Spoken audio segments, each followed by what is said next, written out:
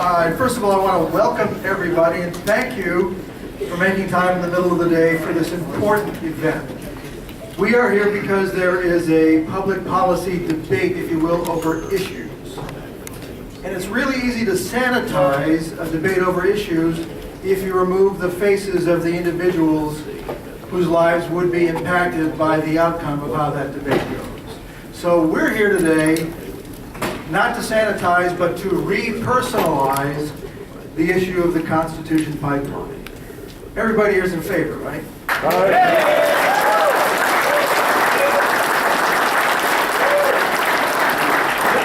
just wanted to make sure. We'll talk a little bit about who is represented here. I just want to tell you who I am. I used to be a guy on the local news here in Binghamton for about, seems like forever, but it was about 17 years. But for the last 5 years, I have been engaged as the chief economic developer for Shenango County. Shenango County, anybody? All right, okay.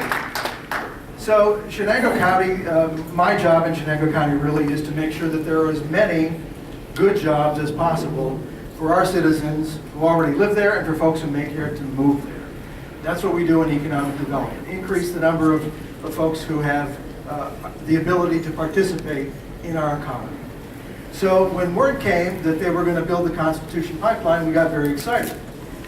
Because, you know, it's easy to malign economic development as corporate welfare. We give money to the fat cats and they provide jobs as long as the payouts are going, and then they disappear. And that has happened in places. But these days, economic development really boils down to two things. Talent, as represented in this room by professionals across a broad array of industries, and infrastructure. You have to deliver what the industries need in order to survive. So my job is to make sure that we have both of those key elements for economic development, not only in Shenango County, because I also sit on the Southern Tier Regional Economic Council. So for the 8-county area here, and for our neighbors in the Mohawk Valley, in Central New York, and Capital District, all the areas that would be impacted by this, we really want to see that infrastructure in place. Energy infrastructure being primary right now. So in my little county, we have natural gas only in, and I can memorize it, it's very easy, we have it in Plymouth, Norwich, South New Berlin, and Oxford. Every place else has no pipeline natural gas. That's a huge obstacle when it comes to my job of saying, hey, why don't you locate something in Shenango County? So again, when the Constitution was announced, we said, this is terrific. We can tap into that. We can bring gas in from the east. We can feed Bainbridge. We can feed Raymond Corporation. Anybody here from Raymond Corporation? Raymond Corporation in Green is our largest private sector employer, our largest employer. They've been waiting for natural gas since Governor Pataki was in office, and it hasn't worked out. Last summer, I spent countless hours along with folks from Maravitos and Corning Natural Gas creating an application to the state of New York, by the way, for assistance under the URI and the CFA. If you know, if public officials here know what those are, Upstate Revitalization Initiative, Consolidated Funding application. We applied for and got $2 million to help build the leather-stocking pipeline from the Constitution to Bainbridge and on to Green. This is New York State saying, yes, good idea. Little did I know that New York State would shortly thereafter say, here's the asterisk in this approval. It's going to be a pipeline to nowhere unless the Constitution gets built.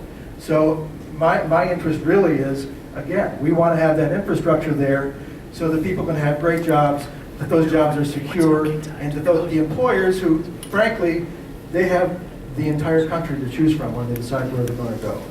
They could go anywhere else. We want to make sure that, you know, you hear it all the time, New York is open for business, and we want to roll out the welcome mat. Well, the biggest welcome mat we could roll out for Shenango County right now would be Constitution Pipeline, feeding leather stocking, and feeding our industries that need the gas. So that's why I'm here.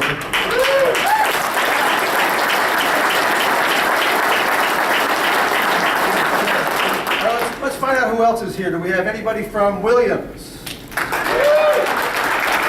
Anybody from Cabot? have the laborers union? Yes. Do we have any aerospace workers from Amphenol? All right. And I feel for you guys too, because after that flood, the whole idea was new plant, new location, high and dry, natural gas. What don't we have yet? We don't have natural gas. So again, this is New York State saying, we're going to throw some money at some big problems, hoping to realize the results, and then when that final piece of the puzzle, when it comes down to that final piece of the puzzle, we're not going to put it in there. So we really need to make sure that these voices are heard by the people who make this policy. All right, any other unions? Carpenters.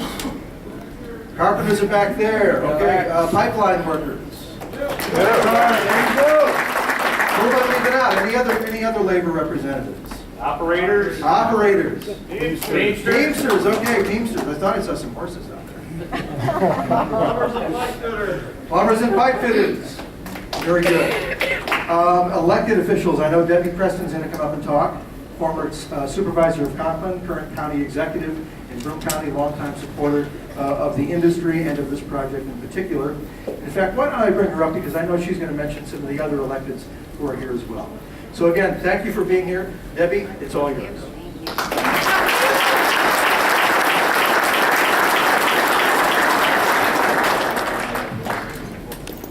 Okay, I have a speech that I'm going to do, but first I want to see if I can see all those signs held up a little bit higher, because I know we got a lot of signs out there. And I think, I don't know, it wasn't too long ago that a lot of you were in this room and we stood up here because, you know, it was about the fracking and we lost the fracking. And here we are again today. And I'm not really sure why we have to do this again.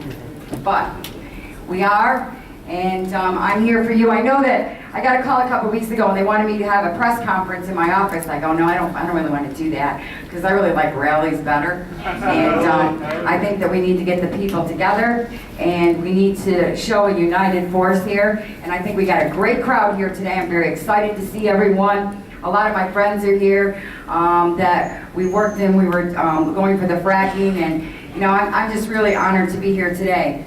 And I want to thank you all for taking the time to join us. And if you look around the room, you can see the support this project has in Broome County. But while I'm up here, I'd also like to acknowledge Jonathan Fritz. Jonathan, stand up. He's from Wayne County. He's a commissioner, and he's going to be running for representative in Pennsylvania. And I want to thank you for coming to Broome County. Happy to be here. Well, fracking was taken away from us. Not for long. Not for That's long. right. And now this. And I'm standing here and I'm asking, why is this happening? This project will have a huge benefit to the people of Broome County and all of our counties. The Constitution Pipeline represents nearly $1 billion investment in this region, with the possibility of creating thousands of jobs. The project has received support from so many different unions, so I want to hear from all the unions together. How many unions we got out there? Let's hear it for you. Let's hear it for you. There we go, that's all I hear. So, any place you go in New York State, and you know, it's always been a thing of mine that we need jobs. Every day in the paper you're going to read that, you know what, we need jobs. And, you know, politicians are getting the hit because we don't have jobs. I know I take my fair share of hits. And yes, I want jobs. And this pipeline will create jobs. So I'm confused again, because we need jobs. This will create thousands of jobs, but they don't want us to do this. So I'm still confused, because we are talking about probably around 2,400 direct and indirect jobs, and generating $130 million in labor income for the Southern Tier. What is the problem, Albany? Please tell me, what is the problem? Okay. Burning the pipeline. The impact of the pipeline is anticipated to result in more than $13 million in annual property tax revenue, most of which will benefit our local school districts, which will help lower costs for our taxpayers. And that's what it's all about. That's what we strive, is to save taxes. It's also estimated that it will provide $2.1 million in tax revenue right here in Broome County. And as the Broome County executive, I really would like that $2.1 million. So please, we took the hit on fracking. Please don't try to keep this money from us. And because, I'm always talking about unfunded or underfunded mandates continuing to rise, and that we need to find ways to generate more revenue. Well, this is a perfect example of how we can generate more revenue. And again, I'm confused because they're saying no. Okay, so the other thing I'm confused about is that why is New York State looking at this project now? In December of 2014, the Federal Energy Regulatory Commission approved the project after a 3-year comprehensive review, and they concluded that the environmental impacts would be reduced to less than significant levels.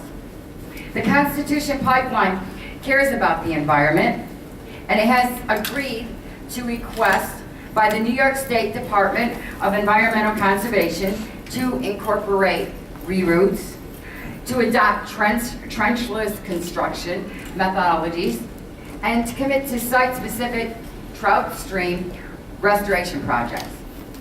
We have other pipelines running through our community, so why is there a push against keeping this one out? Again, I'm confused and it doesn't make sense. I have to say that this project has an awful lot of support in Broome County. Thousands of letters of support have been sent to our federal and our state regulators and to the governor. Towns like Sanford, and my good friend Dewey Decker, supervisor, is here. They recently passed a resolution in support of the project because we want the pipeline. Is that correct?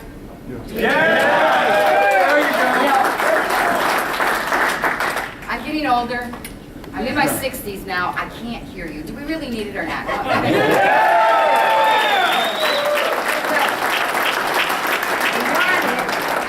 But also the next question is, do we need it? Yes. All right. But we need it not just for the southern tier, but for all of New York State. And Pennsylvania. And Pennsylvania. We cannot forget our friends in Pennsylvania who have done a great job, and we appreciate you being here today. In fact, how many do we have here from Pennsylvania?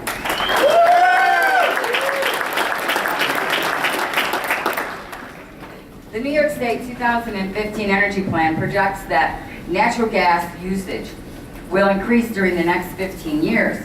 And by the year 2030, natural gas will provide the largest share of any single fuel source at nearly 40%.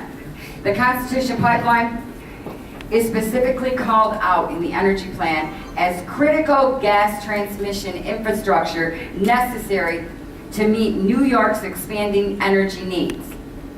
Why shouldn't we use the natural resources that we have right here in our own country? Now, this is what bothers me most.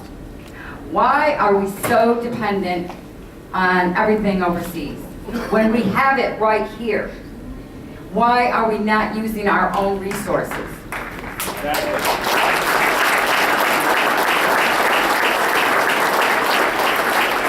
I truly believe, and I've always believed, that this country needs to be self-sufficient.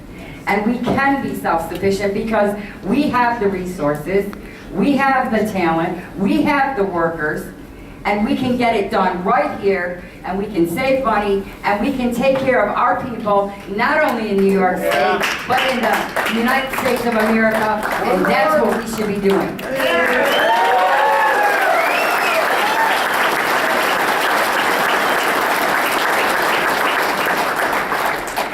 You know, we have natural gas in our country, and specifically from our good neighbors in Pennsylvania. And we need this pipeline to help distribute it, lessening our dependence on foreign fuels, as I stated.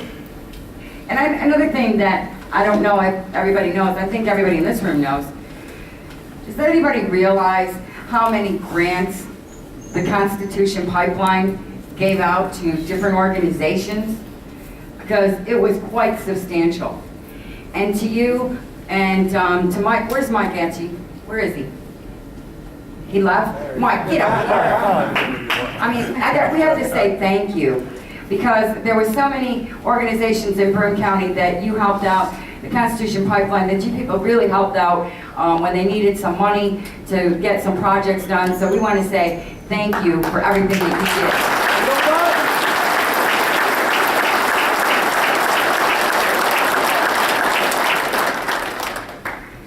So the only thing that I have to say is that we have to keep calling our state elected officials. We need to make the phone calls. We need to send the letters. We need to ask the governor, Governor, come on, this makes sense. You know, in Broome County, what I've done is I wanted to open up an industrial park, and I needed to run sewer and natural gas up to our airport, because our airport doesn't even have natural gas. So to heat that, you've got to understand how costly that is. And I'm doing that, and we will be done by July. And the cost savings to the taxpayers of Broome County are going to be substantial compared to what we're paying to operate that airport. So this to me is common sense. And that's why I've been so confused when they've talked to me about this, and I'm like, I don't understand this. It's not making sense. But I guess that it doesn't have to make sense. But I'm saying that our leaders in Albany need to do the right thing. They need to let this go through. And I have to say that it's been 2 years and all of a sudden it's a problem. You got to tell us why it's a problem. So please, do not give up the fight on this, because we're not done yet. We're going to keep pushing Albany until we can get the Constitution Pipeline moving and we can become self-sufficient and not depend on overseas fuels. So thank you very much, and I really thank everyone for coming today, and I'm just honored to be here with you again. Thank you.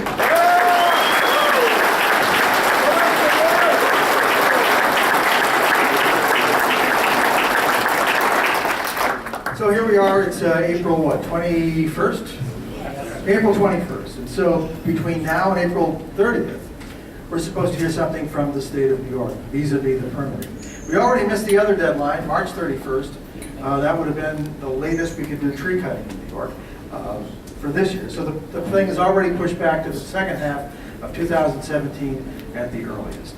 However, across the state line in Pennsylvania, they're already making progress on clearing the way for the Constitution. Trees are coming in. The nice thing about trees is, when you hear about renewable energy, trees are listed as, we're burning wood as a renewable source because they grow back. But all of a sudden, when you want to cut them down for a pipeline, they don't grow back, apparently. When you do that. It's just that they're gone forever, and I guess the trees know, what they're being cut down for. Anyhow, Pennsylvania is already making progress. Pennsylvania is leading the way. And Doug McClinko is here from Bradford County, Pennsylvania, to tell us more. Doug?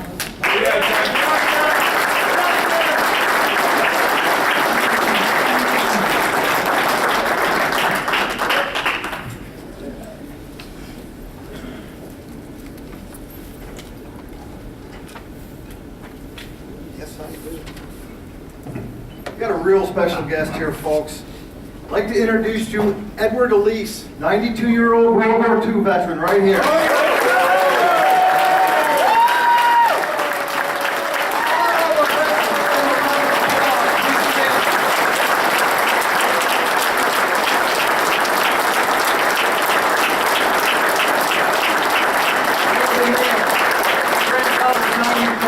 Florida, and he too was a World War II vet. Stay standing, vets, lead us in the pledge. Let's get this started right.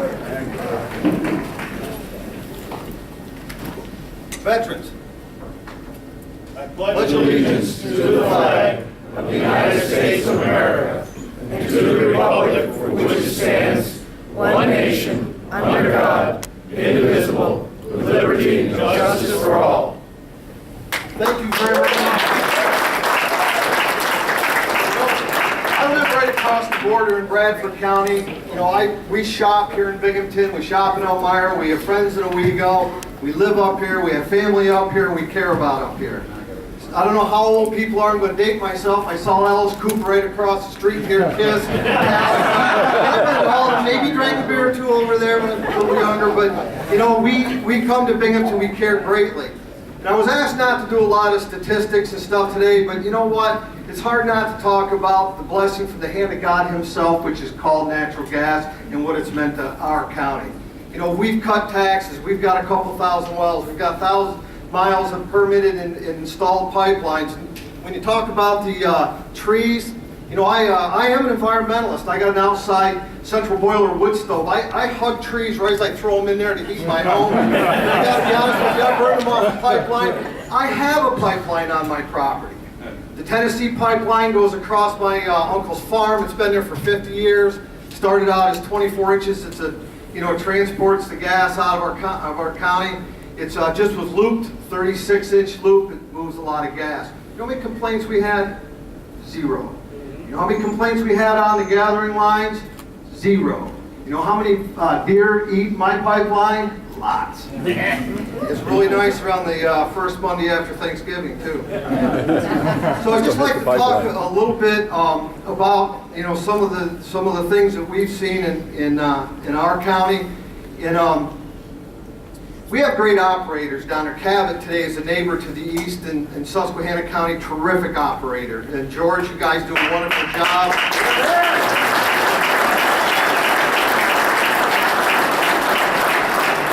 Williams Pipeline, tremendous job, Mike. You're here. Scott Burnside's a friend of mine. He called this morning. Keep up the good work. And it really has been a blessing. And when you come to Bradford County, people come there. Hey, my first job, I was heavy in Highway 158 out of Harrisburg, so you union guys, this is about JOBS jobs. I worked on the dams over there. We hosted, real quick, I spoke in Albany. We had the Carpenters Union come down. I don't know if anybody is here that came on a pickup truck tour with me. You know, we spent a great day together. And we went everywhere. You know, we have hundreds of water impoundments, fresh water withdrawals. We looked at pipelines, compressor stations, all the things that our county does to move gas to other parts of the country. Do you know what those folks said when they came down? Because what they're looking for is jobs, and that's what this is all about. The parting words were, this isn't what we were told. So New York State, a lot of the people up here that don't take the time to come down don't know the real truth. That Tennessee pipeline, by the way, has been in our county 50 years. It's Kinder Morgan now. 50 years it's been in our county. And if you were to quiz the people in our county if they even knew it was there, they wouldn't know how long or probably it was there. We've had no problems with it. But you know, we're pretty proud of the fact that we've produced natural gas in Bradford County and all the good things that we've seen from it as far as jobs and growth in our county. We've seen over $100 million or $200 million put onto the assessed value of our county that took workers to build those structures and jobs and people to fill them with their jobs.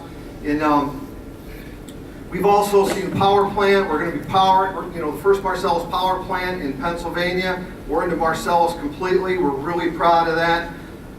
But what we'd really like to talk about is, you know, what this pipeline means to us to get the natural gas out. You know, everybody thinks that people are getting rich. Look, most of the properties in Bradford County are 1 acre and under. So it's keeping senior citizens in their homes, it's keeping working families. 10 acre and under is the majority, 70% of our people. People do get royalties, but I'll tell you, it's the small people that is benefiting. But like I said, we've eliminated all of our county debt. We've cut taxes. We couldn't have done it without natural gas, the blessing thereof. And one of the things that Mrs. Preston touched on is, why in the name of God are we still importing any energy at all from foreign countries? Why? I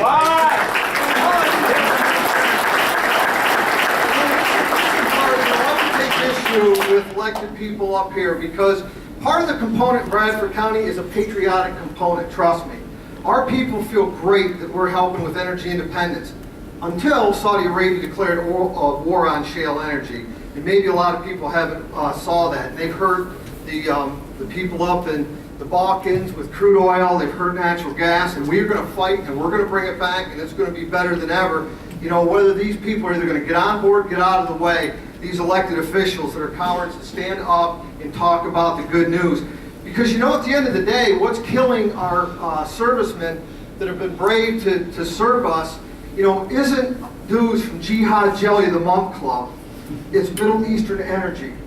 We have a patriotic duty to develop this energy, to ship this energy in our country, to export this energy, to take and hit them in the marketplace, the pocketbook, overseas, because that's the only thing these people know is to dry up their resources. And you veterans here, you put yourself in harm's way. Well, again, who do you think was making the bombs that are blowing our kids up and our people my age that are going over? It's time that we really stand up and take control of our country back again. When you talk about environmentalism, we recently had a roundtable. And because what happened was, next to one of the most liberal governors in the country that you guys probably have, I think we've got the most, Governor Wolf. And DEP came into 3 of our boroughs and they forbid them to sell water because of usage and stuff for bulk water sales. We sat around the table with our municipalities, and we have a terrific representative, Marcus Cole from Williamsport office at DEP, and we work with them. I mean, can we all agree that we love our environment, we love conservation, we love to hunt, fish, we would never do anything to harm one blade of grass in where we live? Can we agree with that? We are all good.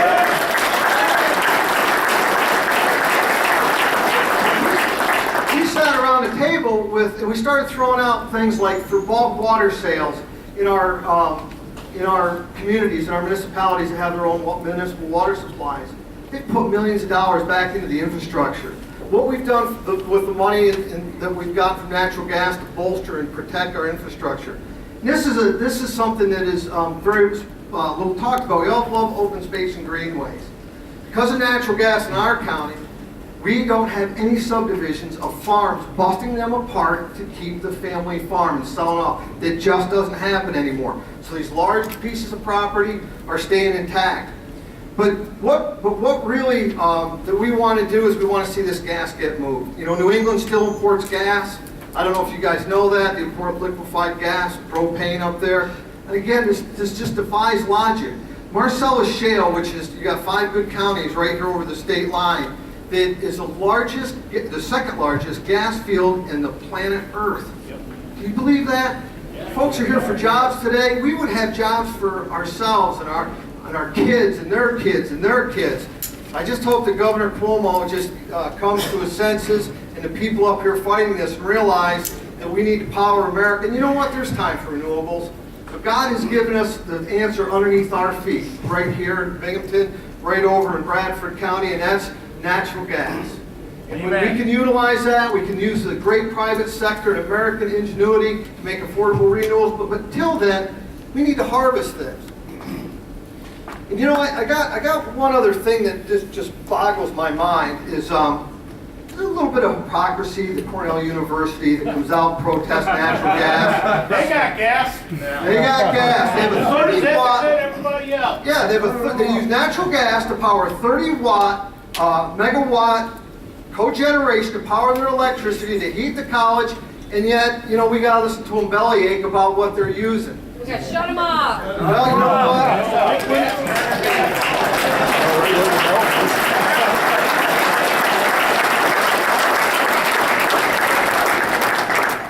you know what? Wouldn't it be nice if you just drop the tap and shut them off so they realize it doesn't take both ends of an extension cord is where you get your electric from.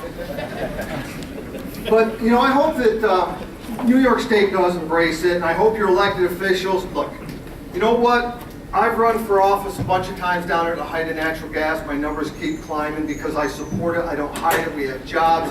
The low price is tough on our developers right now. You know, we've never seen such prosperity. And that natural gas coming out of here, let alone developing it in New York State, drilling your own, because, you know, at the end of the day, this really isn't about a county, or it's not about a state, it's about, or a region, which it is, but it's about the United States of America. And it's about developing it and getting it out so other people can enjoy low energy prices. They can enjoy all the manufacturing and all the solid infrastructure growth that comes from building, and then it comes from building a tax base so you can cut your taxes and eliminate debt.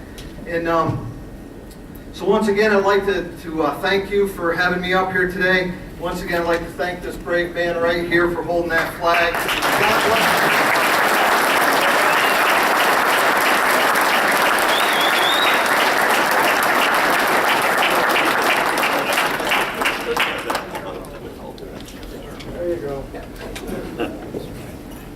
Honey, I gotta go. Okay. Thank you very much. Wrong microphone. Thank you very much again. Anybody here from the town of Windsor, Village of Windsor? Been there. All right, They don't got gas.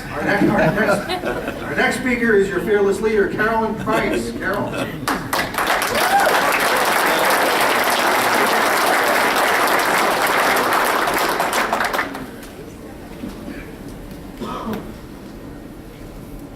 Thank you very much, Steve. Before I begin my remarks about benefits that we've had in the town of Windsor, I'd like to recognize that these benefits wouldn't have been possible, and I think a lot of these people are here in the room, the people that put the first pipeline in, and now just recently the second pipeline, the work on the compressor station, and those people who are keeping it all going. Let's give them a big hand.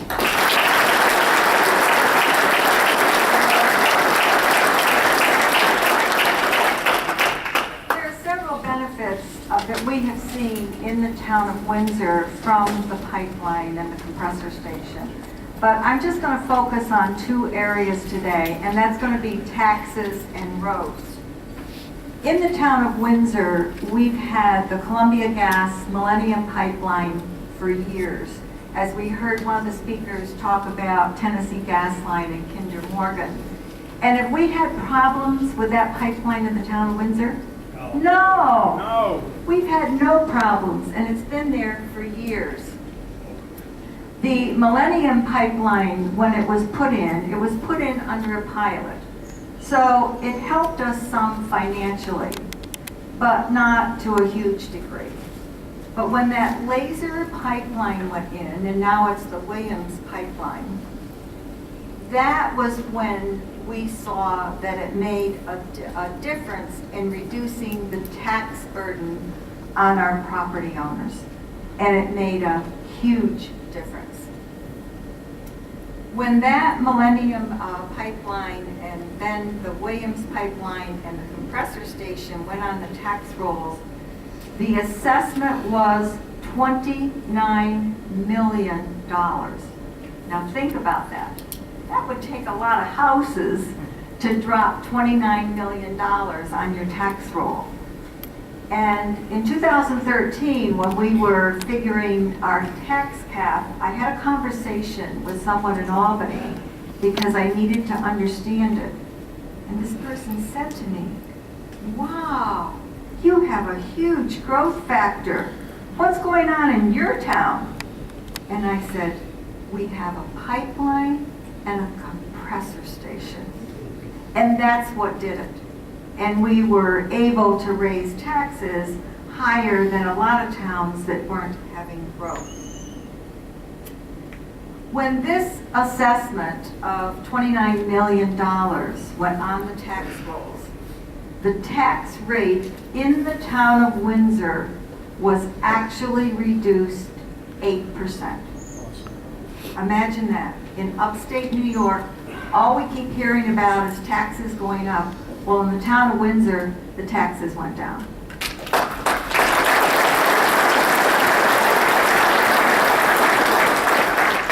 I know you're hearing some really big numbers here this afternoon, and I really want to take it down to an average person so you can understand this.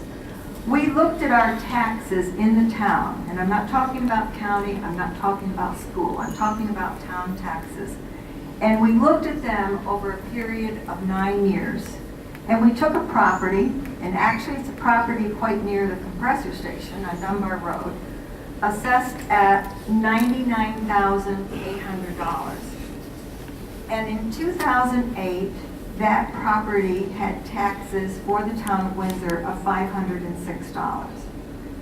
Now fast forward to 2016, and their taxes are $499.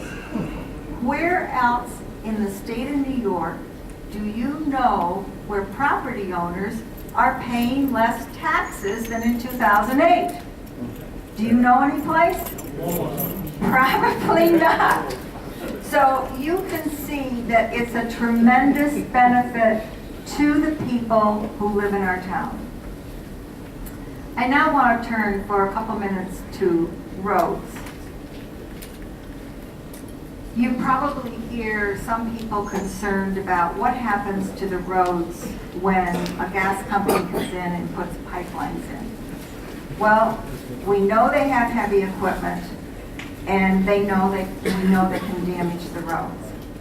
Well, we had 2 road use agreements with Williams. They've lived up to their agreements. They have put over $1.2 million into our roads. They are just finishing up another pipeline, and there's going to be in excess of $400,000 more put into our roads. Isn't that good news?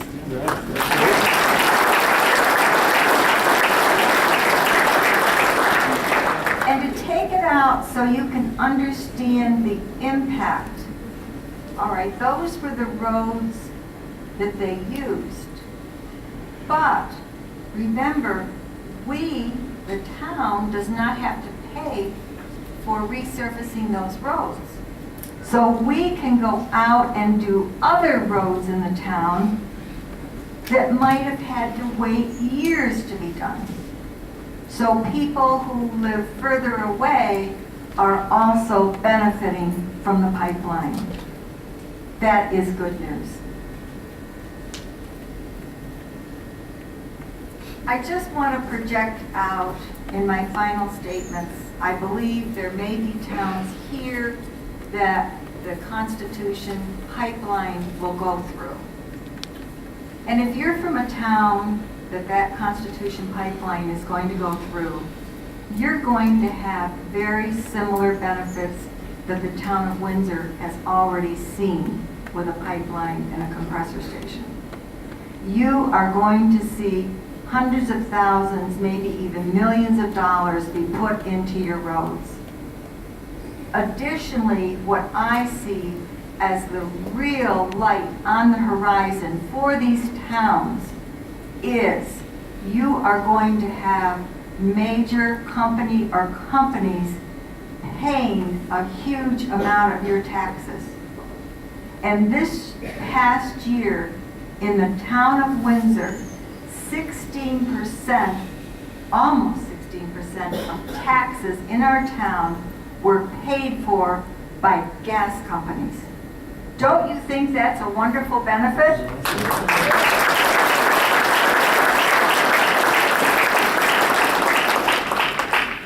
Certainly what our county executive showed all of her support for the Constitution pipeline. There are so many benefits you're going to have, but certainly the taxes will be the greatest. And I hope by my sharing our statistics and our story, you know that this will come true. Thank you very much.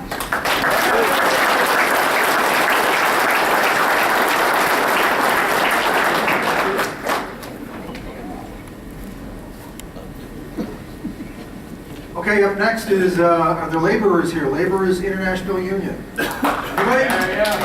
All right, Dave Marsh from Laborers International Union.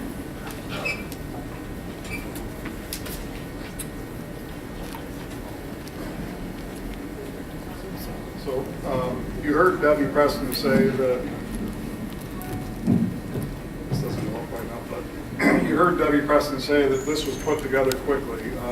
So my understanding is a little over a week ago, the idea was just to have a press conference. So, wow, this is really awesome, and this goes to show the kind of support that this pipeline and gas in general has. So big round to everybody.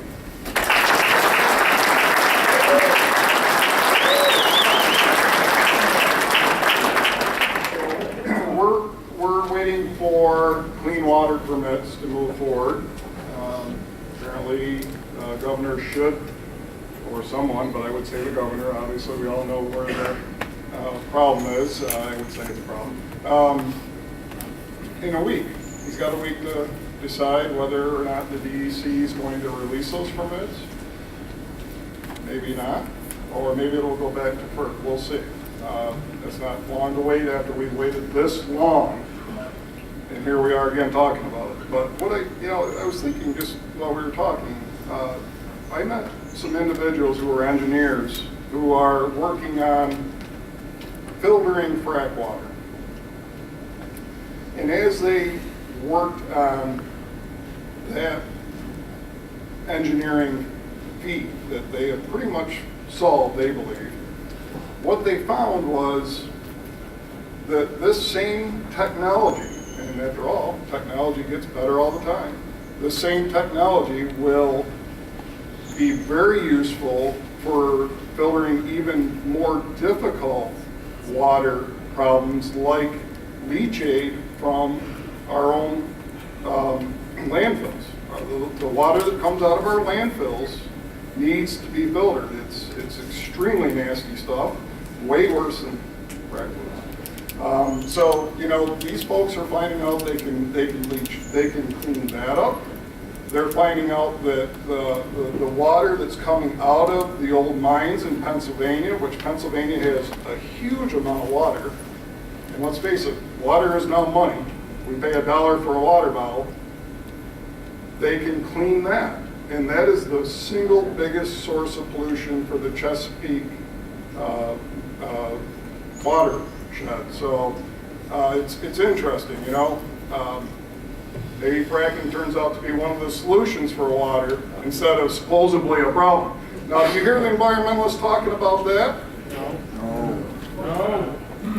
No, you don't. You don't hear them say anything positive about it. But again, the governor now has to make a choice. It'll be interesting to see what happens in the next 7 days. We're staying optimistic. Thank you to Williams. We just are finishing a pipeline in Windsor, as you heard. So my guys are back in and they're ready to go to work. Right now I've got 115 people that are ready to go to work, so we could really use this job to get kicked off. Back to work. Let's do it. You've heard a lot of this before, but it just doesn't make sense to not allow private infrastructure to go forward.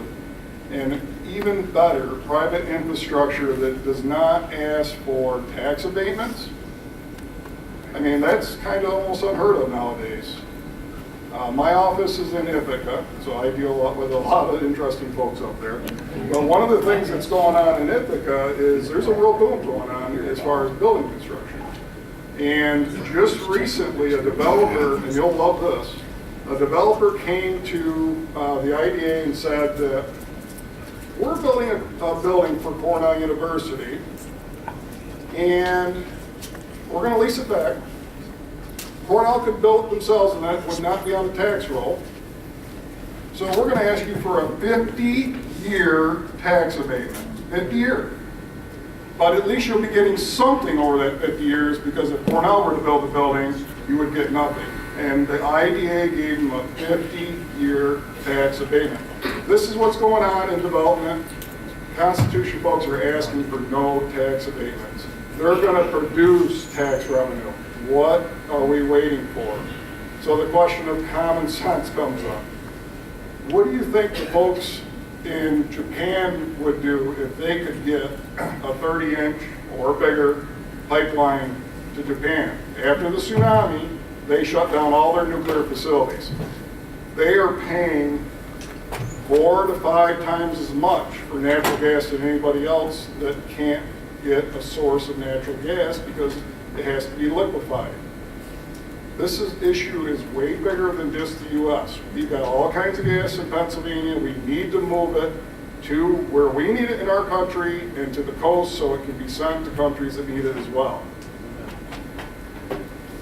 So, are we ready to go to work? Yeah.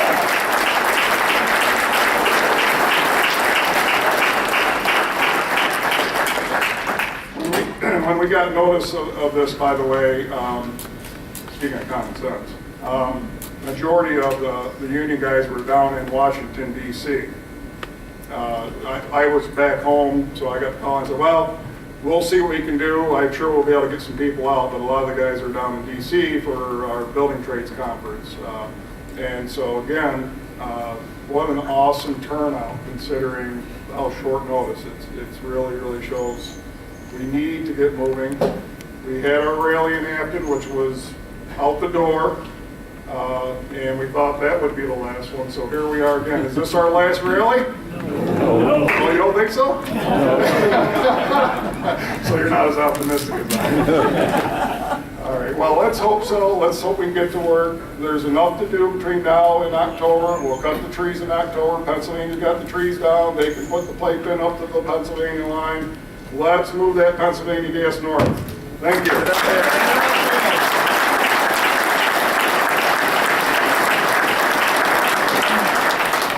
All right, our final speaker is Marie Lucens from, you coming up? Yeah. Still want to talk? All right. She's from Oneonta, and just while she's walking up here, we work closely with folks in Oneonta. There's a huge problem on cold days with not enough natural gas, costing SUNY Oneonta roughly $500,000 a year when they're forced to switch to alternative fuels. So the idea that we could maybe backfill the NICEX system off of the Constitution as it goes up past is a big deal. It also would mean way more economic development opportunities in Otsego County. So Marie Lucens.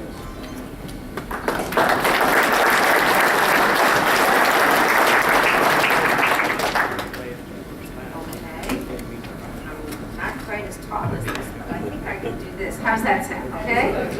Hi there, I'm Marie Lucens, and I'm from Oneonta, New York. And just the other day, the Oneonta paper said, oh my God, we're so lucky. We in Oneonta have been designated by Governor Cuomo's administration for being one of the most poor cities in New York State, 1 of 10. Is that outrageous with 2 colleges and people? Let me tell you, I used to be in politics, and I was in politics for 20 years, town government, and I think at the end I was tired, as you can well understand, but most of all, I really worked hard for jobs. And I'm a landowner. I have 153 acres. I get up in the morning, clean the barns already this morning, do whatever I have to do all my own snow plowing. 73, not bad. And I'm telling you, it's frustrating. I have 4 layers of natural gas underneath my farm, which I can't do anything with. I'm a property owner, mineral rights. I have unlimited water. Can't do anything with it. Thank you very much, Governor Cuomo. So, I'm going to say one phrase and I'm going to repeat it 3 times because I want it to stick with you. And that is that the Constitution pipeline, I've said this right from the beginning, natural gas and the Constitution pipeline is not just a pipeline, it's a lifeline. It's a lifeline to all our communities in the southern tier. We need it, we desperately need it. Our hospitals are closing, Sydney is gone, and believe me, I do believe that eventually you'll see Fox Hospital turned into a nursing home. I mean, what's happening is our young people are leaving. They're leaving for better jobs. I must say this much, I'm going to give an aside right now to Williams.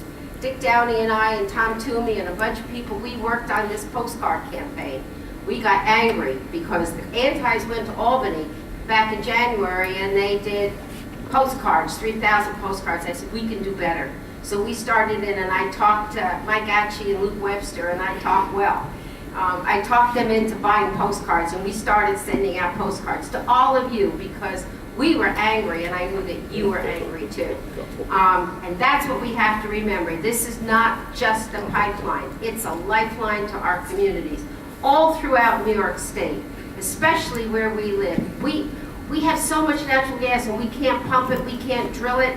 And now, what are we going to do if Amphenol doesn't get the natural gas that they need? What are we going to do? We're going to lose 1,000 jobs. That's outrageous. Absolutely, positively outrageous, and it shouldn't be. What about Chobani? They want natural gas. Up and down, I look at Delaware County, I look at Davenport, I look at Lawrence. Poor, absolutely poor. Our kids, you know how many of our kids are on free lunches? Over 20% of the kids in Oneonta are on free lunches. That's outrageous. When we can have jobs, great jobs, okay? Let me tell you, when we started on natural gas, we sat down, Dick Downey and I and a bunch of our friends here, And we looked at the jobs that would be utilized through natural gas. 54 different occupations we found. I sent them off and I keep on sending them like a broken record. 54 different jobs. We want those jobs. We want people to come to our counties. We want jobs. We want new business. You know, solar is great, but when the sun goes down, dear heart, guess what? The lights don't go on. So we need natural gas to take us over the edge, okay? So Governor Cuomo and the politicians have sold us short. And let me tell you, this year it's so important that each and every one of you vote and each and every one of you support the people that support natural gas and energy. We're buying oil from countries that hate us all over the world, and there's just no reason for this. Well, we've got everything that we need. So let's keep it up. Keep those cards and letters going to Albany. Let me hear it now one time. It's not just a pipeline, it's a lifeline. Will you tell me? It's not just a pipeline, it's a lifeline. Thanks a whole bunch, all of you.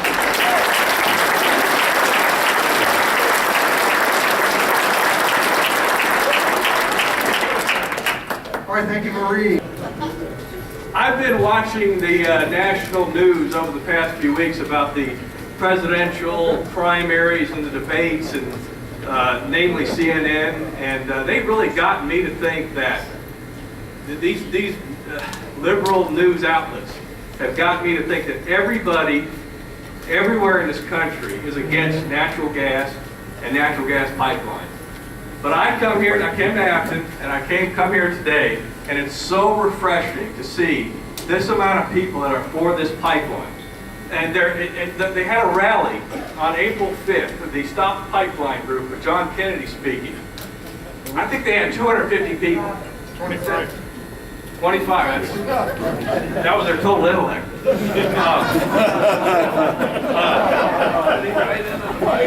And there's so many people in this room. I want to thank everybody who came here. All the unions that have supported us. Is Levinstock here? Joe Maravino? Landowners, pro-gas supporters. I have been, March 1st of 2012, I started on this project 4 years ago, and all we've done is cut down some trees in Pennsylvania. And to that note, we talked about opposition. We had 25 miles of trees to cut. We cut in a month with chainsaws.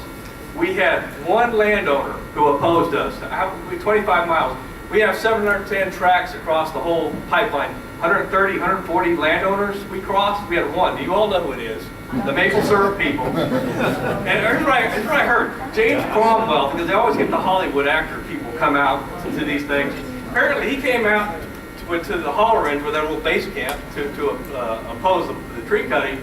Apparently he came in a limousine. He got out of the limousine. He went to go meet with the landowners, and he kept the limousine running while he was burning up gasoline and emitting pollution.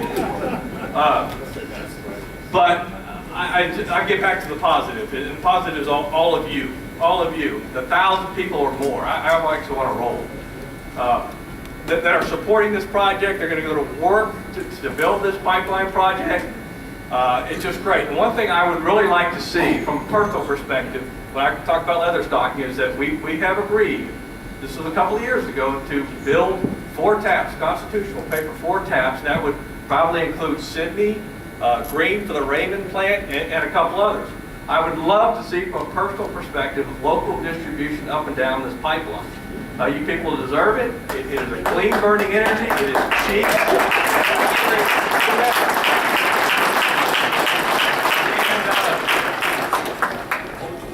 I believe the date is April 26th, which is next Tuesday, when the DEC, it's a 1-year deadline. A year ago, April 26th, we pulled the permit, restart the clock again. You have to request it to the New York DEC. They have Tuesday to act. So that's the date. And hopefully we do get approval. We can get our contractors going to build this pipeline with all your support. And my state government affairs person, she said, hold on.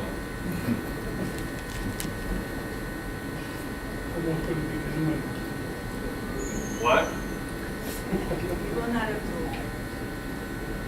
Okay. She said, whenever you tweet hashtag Constitution Pipeline. Whenever you're on Twitter and you're tweeting, hashtag Constitution Pipeline. My message from our state government affairs person to help with our fight to get this pipeline approved and built. So thank you everybody for coming out. I don't see the folks in the media still here, but I know the landowners have a camera guy here. Anybody who's got a camera, this is not the important part, what's going on the podium. That's the important part out there. So I want you all, before we break up, let's give whatever photographers are here, and social media is very powerful, these could be out fast, give them the take-home message. Give them the picture that you want to be seen from here to Albany to New York City. And make a little noise too, just in case there's sound out there.